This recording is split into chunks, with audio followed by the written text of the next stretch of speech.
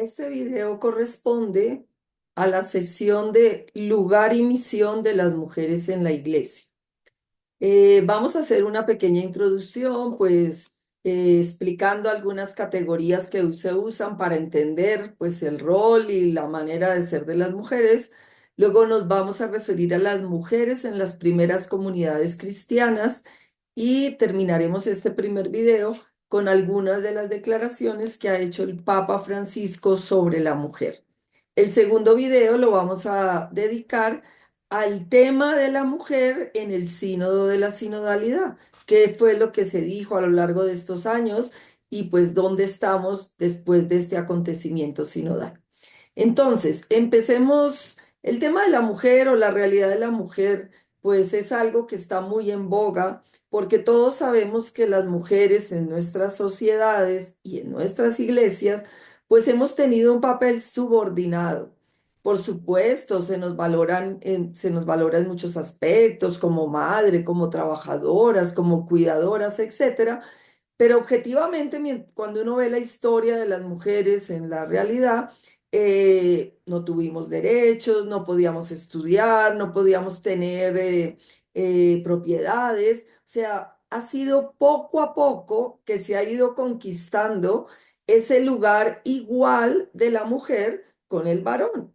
Esa capacidad de que las mujeres seamos plenamente reconocidas como ciudadanas en las sociedades y sobre todo capaces de ejercer profesiones, de tener puestos de decisión, etcétera.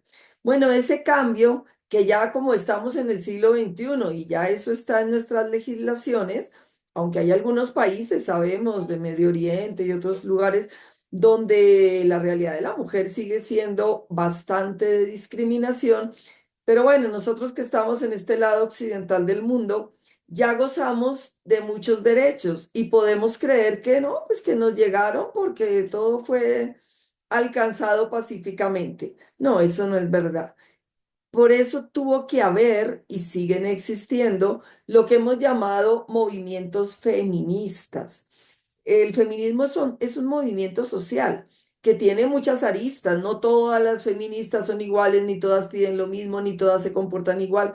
Pero digamos que en una gran medida, si no hubiera existido los movimientos feministas, si no estuvieran todavía en boga, nosotras no tendríamos derechos. Es gracias a estos movimientos que se nos van abriendo puertas. Se empieza a requerir, ¿no? Que en las universidades haya cupo para las mujeres también. Cuando yo era jovencita, por ejemplo, en alguna universidad, para la Facultad de Medicina, ya de entrada, solo se decía solo un 30% de mujeres y 70% de hombres. Era así. O sea, y eso no es del siglo pasado, yo no soy tan mayor. Eh, Eso ya cambió. Entonces se exige la paridad, que haya, o sea, que pasen los que pasen, sean mujeres o varones, pero que no haya esas restricciones. A nivel político todavía participamos muy poco y entonces está lo que se llama la ley de cuotas de participación. Algunos dicen, no, ¿para qué poner esas cuotas? Que las mujeres consigan las cosas pues por sus méritos. Sin lugar a dudas, es por los méritos que debemos conseguir cualquier puesto, cualquier responsabilidad. Pero es que como nuestra mentalidad ya está configurada por el patriarcado, que cree en el inconsciente, que los varones sí pueden ejercer un cargo, que ellos sí pueden ser directores, que es mejor tener un varón porque a una mujer de pronto se le salen las situaciones de las manos. Como eso está tan introyectado, si no existe la ley de cuotas en que se diga por lo menos que 30% sean mujeres, que 50% sean mujeres, no tomamos conciencia de esa realidad. En fin, todo esto son dinámicas sociales que pues no me voy a detener más porque estamos dentro de la dinámica eclesial, pero claro, la sociedad influye en nuestros modelos eclesiales y por eso también en la iglesia hemos vivido discriminación, subordinación y la seguimos viviendo. Entonces, por eso es importante reconocer el bien que han hecho los movimientos feministas en general, quitando que alguien puede decir, no, pero yo no estoy de acuerdo con esta petición. Bien, tú puedes no estar de acuerdo con X petición, pero digamos las peticiones de derechos civiles, sociales, culturales, si no hubiera sido por ellas, nosotras no tendríamos hoy ciudadanía, ni posibilidad de estudiar, ni posibilidad de sentirnos pues gozando de derechos y de muchas posibilidades en nuestra historia. Entonces, siempre que hay que hablar de mujer, todavía hoy en este siglo XXI, conviene volver a poner sobre el tapete todo lo que hemos alcanzado, pero todavía todo lo que nos falta. Y esas categorías del feminismo, del género, del patriarcado, del quiriarcado, son las que nos han ayudado a tomar conciencia de la realidad de las mujeres y decir, bueno, en la iglesia nuestra participación tiene que ser más equitativa. Bueno, alguna persona dirá, pero ¿qué estamos pidiendo si las iglesias están llenas de mujeres? Sí, en las parroquias hay muchísimas mujeres. En los servicios apostólicos hay muchísimas mujeres. Pero en los puestos directivos hay muy pocas mujeres. En la toma de decisiones hay muy pocas mujeres. En el estudio de teología, yo soy teóloga, estamos más, vamos estudiando más mujeres, pero todavía somos muy pocas. Profesoras de teología, todavía somos muy pocas. De verdad, agentes de pastoral que decidan, que planeen, qué tal, todavía somos muy pocas. Bueno, en los lugares donde haya más, pues gracias a Dios. Entonces, por eso es muy bueno pues seguir como empujando, cómo hacer que nuestra iglesia dé testimonio de una iglesia donde así como la sociedad va abriendo espacio a las mujeres, nuestra iglesia también abre espacio a las mujeres. Y si en la sociedad hay alguna restricción para las mujeres, que nosotros podamos dar testimonio de que en nuestras iglesias no hay restricciones para las mujeres. Eso lo tenemos que alcanzar todavía. Bueno, ¿cómo se hace eso? Precisamente por toda esta conciencia que vamos tomando a nivel eclesial, entonces nos preguntamos, ¿siempre ha sido así la situación de la mujer? Y curiosamente, vamos a los orígenes de la iglesia y vemos que no fue así. Las mujeres estuvieron presentes en las primeras comunidades cristianas, ejerciendo roles de participación en igualdad que los varones, y ha sido por la historia de los siglos que se nos ha restringido a ese lugar subordinado. Se puede afirmar que en los 3 primeros siglos del cristianismo el rol de las mujeres fue de una participación e igualdad con el varón. El movimiento de Jesús tenía mujeres con él. Jesús llamó discípulas también. Los evangelios nos dicen a Jesús lo acompañaba un grupo de mujeres y ahí es donde nos habla de María Magdalena y otras mujeres. Y ojo, que María Magdalena luego la equiparamos por un error de un padre de la iglesia a la mujer pecadora. No, María Magdalena ni fue prostituta ni fue pecadora. María Magdalena fue una mujer enferma, dice Lucas, a la que Jesús curó. Y la manera de decir que era enferma, que tenía una enfermedad, era que Jesús sacó 7 demonios de ella. Pero sacar 7 demonios no quiere decir que sea prostituta. Sacar 7 demonios quiere decir que estaba muy enferma. Todo esto lo hemos como recuperado por la exégesis bíblica actual, por los conocimientos que tenemos hoy y por esta llamada, que dónde es que estábamos las mujeres en el inicio de la iglesia, entonces se ha reivindicado estos papeles de las mujeres. Pablo en la carta a los Gálatas dice en 3:28, ya no hay judío ni griego, ni esclavo ni libre, ni varón ni mujer, porque todos somos uno en Cristo Jesús. Mire que hace las diferencias, ¿no? En el tiempo de Jesús, claro que un judío no se cree más que un griego, el libre se cree más que el esclavo, el varón más que la mujer. Y Pablo dice, en las comunidades cristianas esto no es así. La praxis de Jesús, por tanto, marcó esta realidad mucho más igualitaria en las primeras comunidades cristianas. Y por ejemplo, él en Marcos 10:29-30 dice, ustedes que lo han dejado todo, yo les aseguro que nadie que ha dejado casa, hermanos, hermanas, madre, padres, hijos o hacienda por mí, recibirá el 100 por 1 en hermanas, madres, hijos, hacienda con persecuciones. Pues eso es lo normal del discipulado, pero con esta cita que dice Jesús, miren que al principio dice el que ha dejado madre y padre, y luego dice recibirá madre, pero no dice padre. O sea, de alguna forma él convierte, cambia esa estructura patriarcal y quiere que haya unas comunidades donde haya igualdad. De María Magdalena, como ya lo dije, hoy en día Bueno, pues ya hace tiempo se había establecido la conmemoración de María Magdalena, pero el Papa Francisco ya subió esa conmemoración a la categoría de fiesta y la llama apóstola de los apóstoles, o sea, igualito que los apóstoles. Ese título ya se lo dio Santo Tomás. Y desde luego, pues ya sabemos que Jesús, ¿a quién se le apareció de primeras? A María Magdalena. O sea, la primera que anunció la buena noticia de la resurrección de Jesús fue María Magdalena. Jesús le dice, ve y dile a mis hermanos. Luego los hermanos no le creen, pero eso es otro cuento. Ella participa de la primera comunidad cristiana y ocupa ese rol protagónico. También los evangelios dicen que esas mujeres que están con Jesús lo siguen y lo sirven. Y resulta que esas son las condiciones que van a poner los discípulos a la hora de elegir el reemplazo de Judas. Dice que haya estado con nosotros desde Galilea y bueno, pues que tengan esta capacidad de seguir y servir. Las mujeres cumplen esos requisitos, pero bueno, ya sabemos que no se eligió a una mujer, sino a otro apóstol.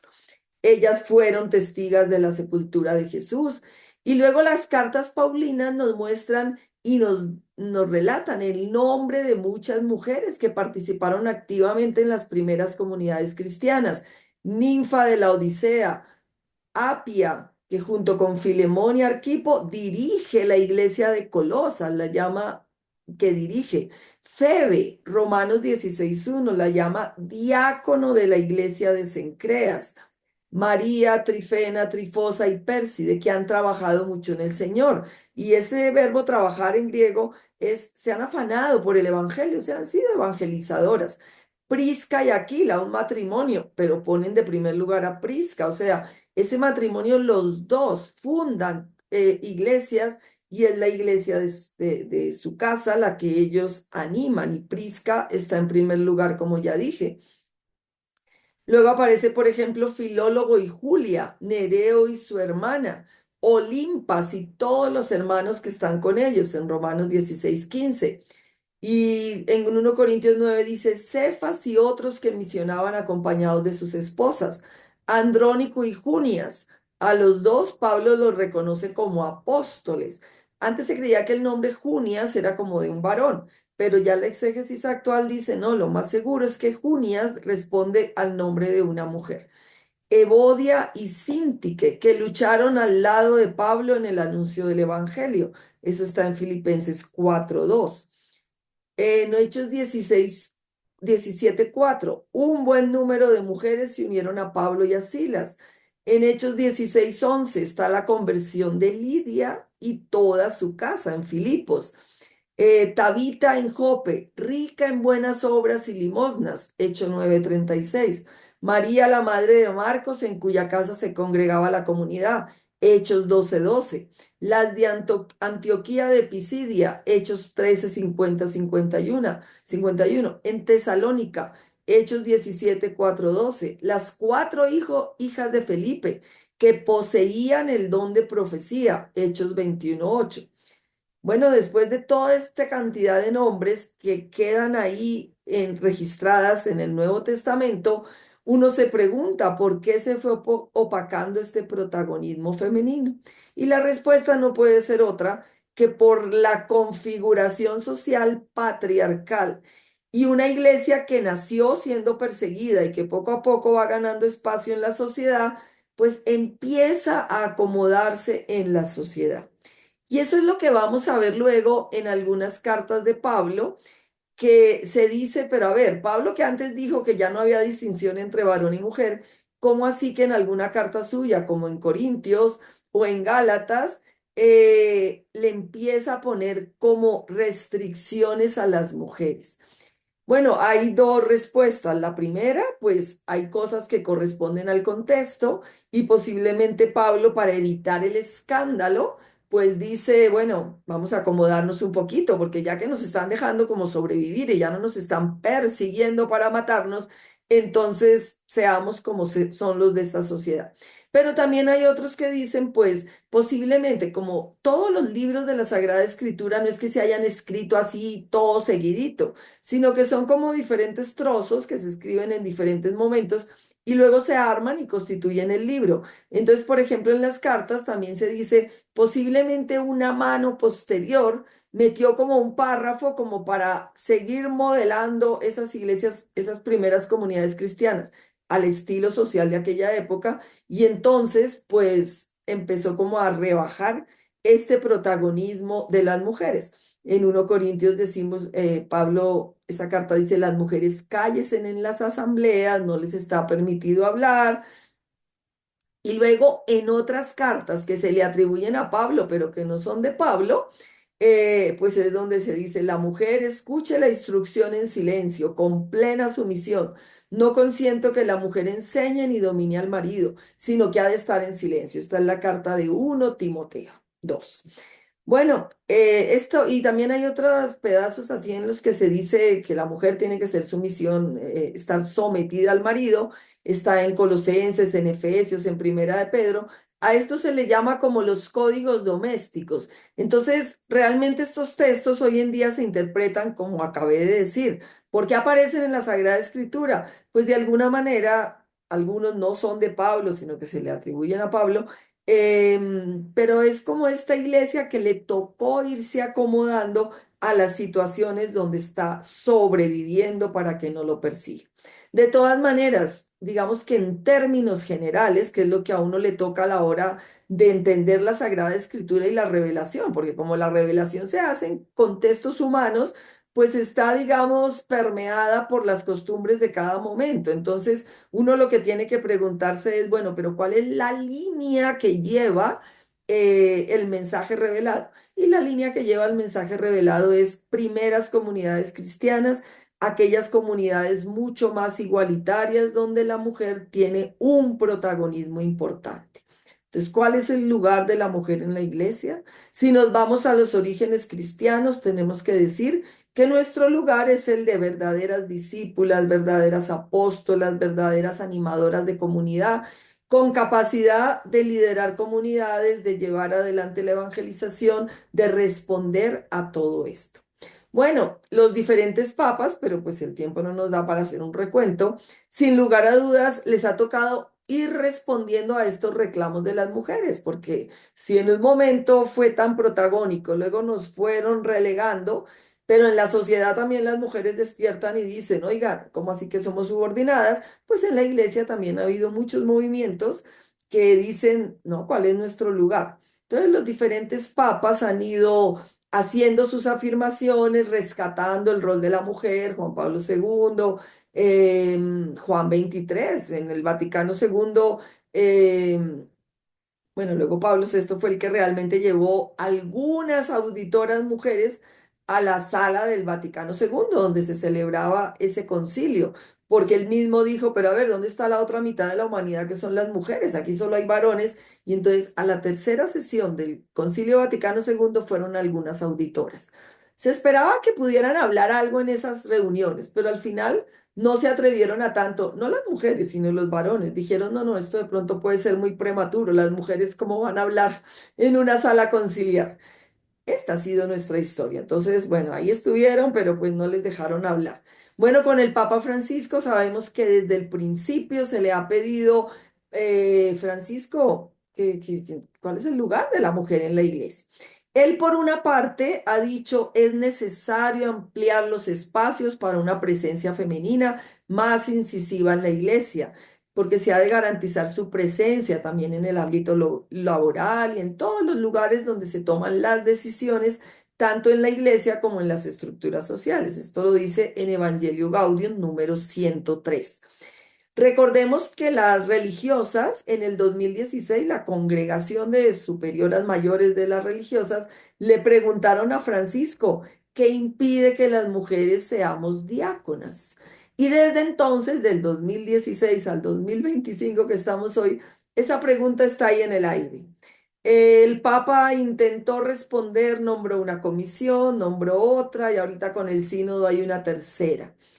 Eh, lo que pasa es que las comisiones concluyen que en los orígenes del cristianismo, claro que hubo diáconas, Pero como siempre hay gente que le pone un poquito más de palos a la rueda, entonces se preguntan, pero era igual que los diáconos varones, y entonces ahí se dividen las opiniones.